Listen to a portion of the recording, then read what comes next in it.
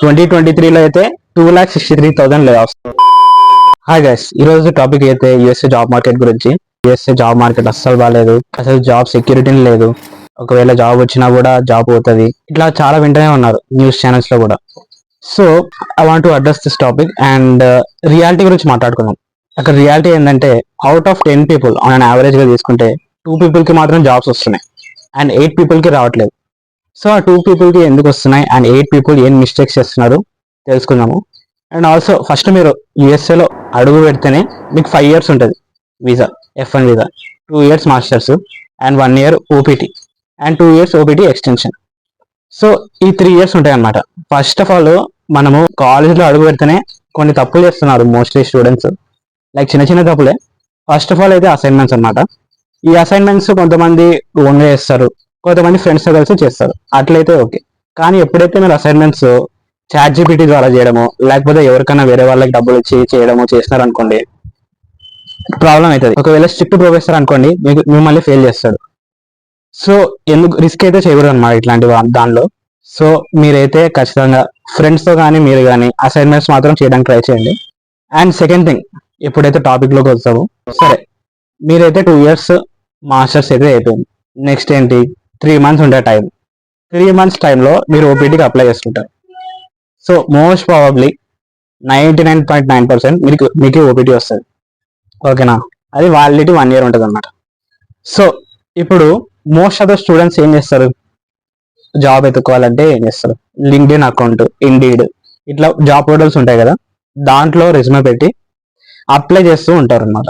వాళ్ళకి రోల్స్ ఉంటాయి చూడు, DevOps, full stock engineering, testing, ఇట్లా అప్లై చేస్తూ ఉంటారు.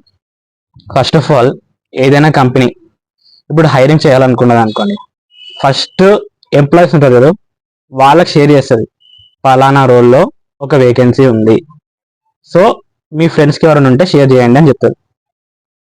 70 to 80% ఆఫ్ ద హైరింగ్ ఇలానే జరుగుతుంది.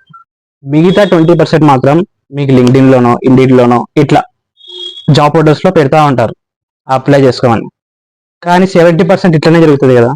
సో మోస్ట్ ఇంపార్టెంట్ థింగ్ ఏంటంటే, మీకు యూఎస్ఏలో ఎవరో ఇద్దరో ముగ్గురో తెలిసిన వాళ్ళు ఉండాలి, లైక్ మీ ఏదైనా కంపెనీలో వర్క్ చేస్తూ ఉండాలి. సో అలాంటి వాళ్ళు ఉంటే చాలా బెటర్. ఎందుకంటే ఇప్పుడు ఒక స్టూడెంట్ పోయినాడు యూఎస్ఏకి, సో వాళ్ళ బాబాయో మామయ్యో ఏదైనా ఎంఎన్సీలో వర్క్ చేస్తుంటే ఇతని రెజ్యూమే తీసుకొని హెచ్ఆర్కి ఇవ్వచ్చు అనమాట. సో ఇట్లా హెచ్ఆర్కి ఇస్తే మాత్రం మీరు ఖచ్చితంగా హెచ్ఆర్ చూస్తారు మీ రెజ్యూమే, షార్ట్ లిస్ట్ అవుతుంది, మోస్ట్లీ అయితే అవుతుంది. సో హెచ్ఆర్ చెక్ చేస్తుంది అండ్ మోస్ట్లీ మీకు కాల్ అయితే రావచ్చు, ఇంటర్వ్యూ కూడా షెడ్యూల్ కావచ్చు. సో లింక్డ్ఇన్, ఇండీడ్లో అప్లై చేస్తుంటే షార్ట్ లిస్టే కావట్లేదు, సో జాబ్ డిస్క్రిప్షన్ మీ రెజ్యూమేలో పెట్టినా ఒక అప్లికేషన్కి 100 members 1 minute లో అప్లై చేస్తున్నారు.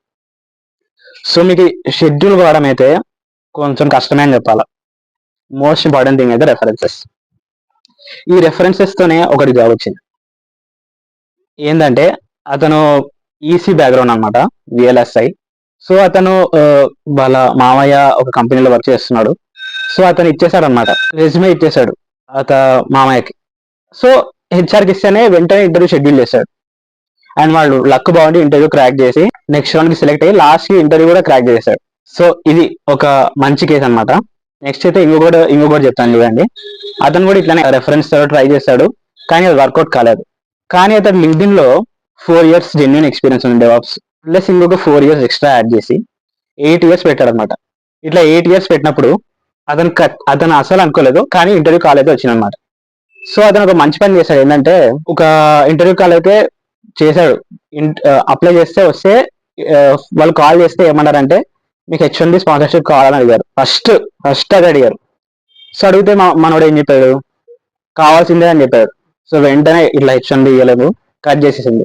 ఇంకా మనోడికి అర్థమైపోయింది H1Bకి ఒప్పుకుంటే మాత్రం ఇంటర్వ్యూ షెడ్యూల్ కావట్లేదని. సో నెక్స్ట్ టైం షెడ్యూల్ అయినప్పుడు ఐ డోంట్ వాంట్ H1B అన్నాడు. సో వాళ్ళు షెడ్యూల్ కూడా చేసేస్తారు, ఇంటర్వ్యూ షెడ్యూల్ చేసేస్తారు. 8 years experience, DevOps, interview crack చేశాడు మనోడు. So these are the 2 cases అంటే సక్సెస్ అయినట్టు. అండ్ మీరు గమనిస్తే మాత్రము మిగతా ఆన్ అన్ యావరేజ్ గా 10 people లో 8 people ఎందుకు సెలెక్ట్ కారంటే, చాలా మంది 2 years ఎక్స్పీరియన్స్ అంటే పెట్టడం ఆ జెన్యున్ ఎక్స్పీరియన్సే వాళ్ళు వస్తున్నప్పుడు వాళ్ళకైతే ఇంటర్వ్యూ షార్ట్ లిస్ట్ కావట్లేదు. ఓకే ఇట్లా అది మార్కెట్ ఎట్లుందనమాట. Experience matters a lot. 4 years experience ఉన్న వాళ్ళకి డిమాండ్ ఎక్కువ ఉంది. అలాంటి వాళ్ళే రావాలన్నమాట యాక్చువల్ గా. సో ఇది పరిస్థితి. అండ్ మీరు 2022 లో చూసుకున్నారు అనుకోండి, లే ఆఫ్స్ గురించి తెలిసిందే కదా. నేను యాక్చువల్గా రాసుకొచ్చాను. 22 లో అయితే 1064 కంపెనీస్, 1,65,000 లే ఆఫ్స్.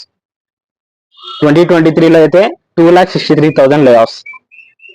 2024 లో అయితే 96,551 లే ఆఫ్స్.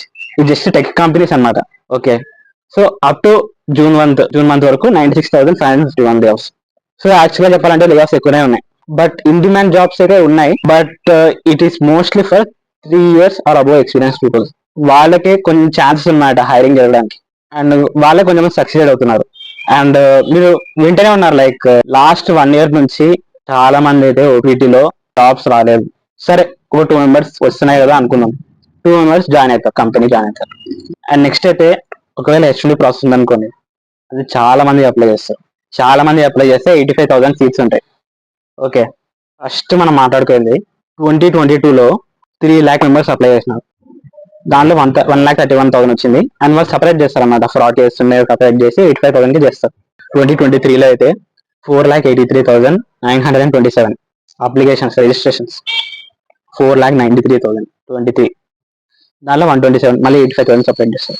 24లో అయితే హైయెస్ట్ అనమాట, 7,80,000 అప్లికేషన్స్. దానిలో మళ్ళీ 85,000. సో మీరు చూస్తూనే ఉంటే నంబర్ ఆఫ్ హెచ్1బి రిజిస్ట్రేషన్స్ అయితే ఇంక్రీజ్ అవుతూనే ఉంది. బట్ కాన్స్టెంట్ ఏమి ఉందంటే 85,000.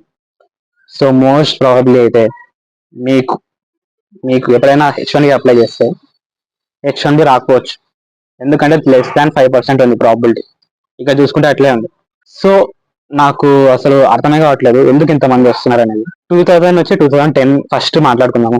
2000 to 2010 చాలా మంది జాబ్స్ వచ్చాయి అమెరికాలో. అండ్ వాళ్ళకి హెచ్1బి కూడా వచ్చాయి. ఎందుకంటే చాలా తక్కువ మంది వచ్చేవాళ్ళు అనమాట. 30,000, 20,000 అట్లా వచ్చేవాళ్ళు. అట్లా వచ్చినప్పుడు హెచ్1బి అప్లై చేసినా కూడా హెచ్1బి వచ్చేవి. అప్పుడు చాలా మంది ఎట్లా ఆలోచిస్తుండే అంటే, నాకు గ్రీన్ కార్డ్ వస్తుందో రాదో అనుకునే వాళ్ళు. కానీ 2000 నుంచి 2012 ఆ రేంజ్ లో అనుకోండి, గ్రీన్ కార్డ్ అప్లై చేసినా కూడా వస్తున్నాయి. సో ఆ బ్యాచ్ వేరే అనమాట. యాక్చువల్ గా చాలా తక్కువ మంది వస్తుండే అండ్ కంపెనీస్ కూడా హైరింగ్ చేసుకుంటుండే. ఇంత స్ట్రిక్ట్ గా లేకుండే కంపెనీస్ కూడా. ఇప్పుడు ఎట్లయిందంటే 2014 to 2018 వరకు చూసుకున్నాం. 2016లో ఒకవేళ మాస్టర్స్ కంప్లీట్ అయింది అనుకోండి, వాడు ఏదో కన్సల్టెన్సీ జాయిన్ అవుతాడు. ఏదో ఫేక్ ఎక్స్పీరియన్స్ పెట్టడమో లేకపోతే ఎట్లో కట్టలేదు జాబ్ అయితే వస్తుంది. ఎందుకంటే హైరింగ్ చేసుకుంటున్నాయి కంపెనీస్ హైరింగ్ చేసుకుంటున్నాయి. కొంతమందికి అయితే హెచ్1బి వస్తుండే, కొంతమందికి హెచ్1బి రాకపోయింది. ఇక్కడ కూడా 40,000, 50,000 అట్లా వస్తుండే పర్ ఇయర్. లైక్ 85,000లో ఎట్లో ఒక లాటరీ వేసి క్లిక్ చేసుకుంటుండే. మీకు తెలుసు కదా 1 year ఉంటుంది హెచ్1బి ప్రాసెస్ అనేది. హెచ్1బి అనేది ఒక ఇయర్ లో ఒకసారి జరుగుతుంది. అండ్ ఇప్పుడు చూసుకోండి, 2021 నుంచి స్టార్ట్ అయింది అనమాట. ఎక్సెసివ్ హైరింగ్ జరిగింది అసలు. 2021లో అయితే కరోనా, 2020 వచ్చింది. 2021లో అయితే excessive hiring. So software companies అన్ని హైరింగ్ చేసుకుంటూనే ఉన్నప్పుడు వీళ్ళు ఏం చేస్తారు, interview attend students online interviews ఉన్నాయి కదా, ఆన్లైన్ ఇంటర్వ్యూస్ లో ప్రాక్సీ చేసుకొని అందరు ఇంటర్వ్యూ క్రాక్ చేస్తుండే. ప్రతి ఒక్కరు, అందరికి జాబ్స్ వచ్చాయి. మోస్ట్లీ 2021, 2019 అయినా 2019లో పోయిన వాళ్ళకి 2021 పాస్అవుట్ అవుతారు. చాలా మందికి వచ్చినాయి. సో ఈ వీళ్ళు ఏమనుకున్నారు, 2022లో పోయేటోళ్ళు 2021లో చాలా మందికి వచ్చినాయి జాబ్స్, అందుకని ఎగబడినారు ఇంకా 2022లో ఫాల్ కి. 2022 ఆగస్ట్ లో పోయిన వాళ్ళు ఉన్నారు చూడండి, వాళ్ళకైతే ఇప్పుడు గ్రాడ్యుయేట్ అయింటారు 2024 ఆగస్ట్ లో. మీకు అర్థమైపోయి ఉంటుంది. 23లో ఇప్పుడు గ్రాడ్యుయేట్ అయిన వాళ్ళకి చూడండి అసలు ఎవరికి రావట్లేదు జాబ్స్, చాలా తక్కువ మందికి వస్తున్నాయి. అండ్ మీరు ఇట్లాంటి సమయంలో ఫ్రెషర్స్ అంటే 23 passouts, 24 passouts, graduate, BTech graduates ఇప్పుడు వెళ్ళినారు అనుకోండి, మీకు 26లో గ్రాడ్యుయేషన్ అయిపోతుంది. అప్పుడు మార్కెట్ ఇట్లుంటుందా అంటే ఎవరు తెలియదు. మార్కెట్ బాగుండొచ్చు, బాగోవచ్చు. గ్రీన్ కార్డ్ అయితే అస్సలకి రాదు. ఎందుకంటే 2000 నుంచి 2012 బ్యాచ్ వాళ్ళకే వచ్చాయి. 2014 నుంచి 2020 బ్యాచ్ అనుకోండి, వాళ్ళకి కూడా రాలేదు గ్రీన్ కార్డ్. సో వీళ్ళకే రానప్పుడు 2024 నుంచి ఆ బ్యాచ్ కిందకి వస్తుంది గ్రీన్ కార్డ్. కొంచెం గెస్ట్ చేస్తే అదే కదా. గ్రీన్ కార్డ్ అయితే చాలా probability 0.1%. 0.1%. And next green card తర్వాత ఏంటి, సిటిజన్షిప్ కదా. అండ్ సిటిజన్షిప్ అయితే కొంతమంది అయితే 100 years పడుతుంది అంటున్నారు సిటిజన్షిప్ అయితే. ఇది జాబ్ మార్కెట్ ఇన్ యుఎస్ఏ.